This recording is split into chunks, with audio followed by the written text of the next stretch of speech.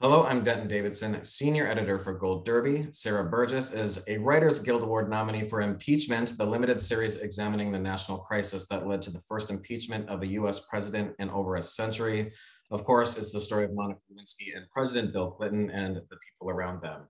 It's the latest of Ryan Murphy's American Crime Story franchise. And Sarah, first of all, what was that like to team up with Ryan as a producer and writer for this project? What's he like to work with? I mean, I was so mindful that I was coming into a pre-existing, incredibly successful franchise that Ryan built. And I think what was so great, and, because Ryan directed episode 1, was I first met him through his ideas for my script that I had written. We were supposed to start shooting the show in March of 2020. And so there was a very sudden I was sort of on that set, they're building the Oval Office, and I was a very sudden stop for a ton of months. And finally, everything came together in the fall of 2020. And I met him at a production meeting after getting notes from him and sort of working remotely in certain ways. And I just loved, he mentioned one of my favorite movies, sort of without even he and I ever speaking about it, The Lives of Others, as a sort of visual reference and sort of tone reference for the show. And I really, as a sort of neurotic, self-involved writer, it meant so much to me that I felt that this person sort of read and understood the sort of anxious tension in the script and where I was going with it tonally. So it started from there. And then he came back and I did a wonderful job directing episode 6 and, continued to work with me and Monica on the scripts. And our relationship sort of developed from there. And when you look back, it's over 20 years later, we can see the story in a different light. It's really cringeworthy now to look back at the way that she was treated. It was, before this Me Too movement. What was top of mind for you in portraying the story today? As far as Monica and the way she was portrayed? Yeah. Well, to not do it again, frankly, because it's an unusual writing process because you're choosing what pieces of the story to dramatize, how to dramatize eventually the whole world's reaction to it. And I was working with Monica herself. So I guess at the very beginning, what was top of mind was learning everything I could about her and trying to avoid the trap of dehumanizing the character and flattening her to protect the character, because I felt it would be disengaged. People would be disengaged. And I, as an audience member, wouldn't want to watch a character who I felt was portrayed without some sort of basic humanity and complication.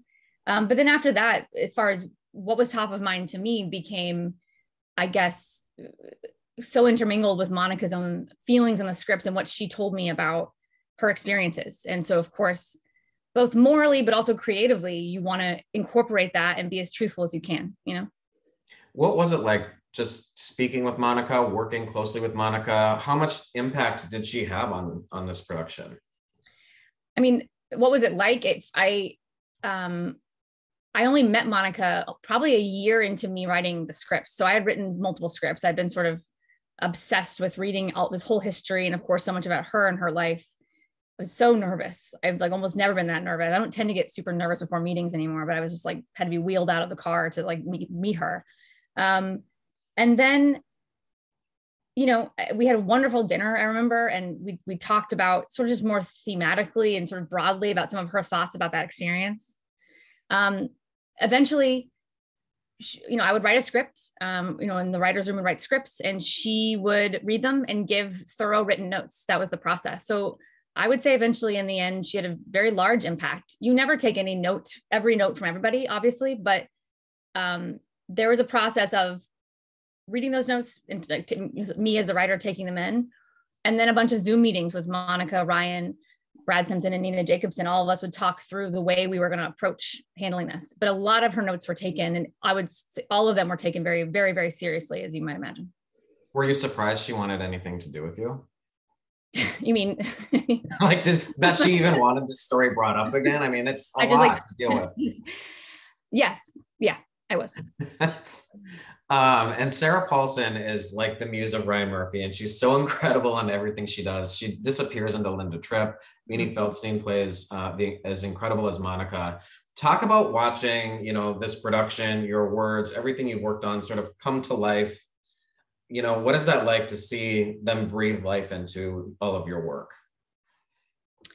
I mean, first of all, it was so weird because my background is theater. And I think probably similar to TV and film, when you're not in a pandemic and you're working on something with actors, as the writer, you sort of get to know them a lot as people, and you're in rehearsal rooms together and you have lunch together and you get to know people's like annoying habits and great habits and all that, just like any workplace. Mm-hmm. This was so weird because I met these people really as their characters. I had met Sarah and Beanie each briefly, I think before the pandemic, but like once or twice maybe, way before we started. And then I suddenly met Sarah on set as Linda Tripp. So, it's an incredible transformation, yes, but it's also such a brilliant performance aside from that, because I was accustomed to that transformation immediately because I didn't really know Sarah before. And again, me and the actors weren't like hanging out at that time and like having tapas together. So I was just, I in many ways wrote this show because I became obsessed with Linda Tripp. And I don't know what I would have done if a performance hadn't sort of matched my own obsession. And I can, like, what she did exceeded what I even thought was possible. It's a really brilliant performance. And it was really inspiring to me as I was writing to sort of watch her, to watch what she did with that character, even just as a sort of piece of acting, aside from all the transformation that occurred. It was really, really wonderful. And how do you decide, because you wrote, at least as head writer, 7 of the 10 episodes. So what is that like behind the scenes when you're working on things to decide who's writing which episode? How do you make sure everyone stays linear? What is that process like? Well, I had never run a writer's room before. This was an odd project because, I had written 3 episodes. I live in New York. I came out to LA. We had a writer's room for about 3 months with 3 writers. And my producer, Brad Simpson, had always been very involved in the dramaturgy of American crime stories. So he worked with us in that process too. I think, you break a story together with people. You get to know, I think, the things that they're interested in. You also have read their writing, and then you kind of try to assign scripts based on that, but everyone writes a script. And then you work with them from there in all sorts of ways.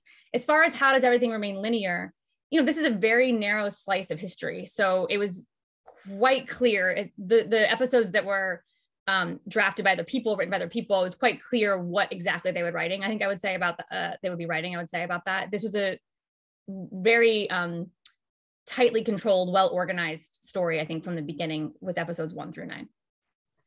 And you've dealt with serious topics in the past, shows like compliance. What about these types of subject matters do you gravitate to, and what makes them feel the most rewarding for you? I'm writing something now that's like about like the most controversial issue, and every day I'm just like like walking to Houston Street. I don't know. There's something in it to me. I always suffer if I write something polarizing because I'm always surprised, and then I'm always like, well, of course this is polarizing. People have very strong feelings about, for example, the Clintons and sex in the workplace and all that. Like, this obviously is what you do in some way. I can't totally answer that, except for that there's a lack of, a piece of it is the Linda thing. I like the idea of, there's something about a person who everyone hates, and I have a strong need, if I can see something sort of human in that person, I have a strong need to try to sort of see the story through their eyes. And then with Monica, obviously as well, this person who's like sort of was completely unfairly treated. How do you not correct that from a political or moral stance, but define like the untold story is very, I guess, is gratifying to me in some weird way that I can't totally, control, because I did not feel a moral obligation to sort of tell Linda Tripp's story, obviously, because she was obviously largely in part responsible for what happened. It's not about turning someone into a hero. There's just it's hard to know sort of what compels you, I guess. But I don't know, we'll see. I would love to write like a pleasant comedy about like my lesbian marriage, but I can't figure out how to do it, but I will try. Maybe someday. Well, Sarah, congratulations on Impeachment for FX. It's streaming on Hulu, and best of luck to you, the entire cast and crew at this year's Emmys. And thank you for spending some time with Gold Derby today. Thank you so much.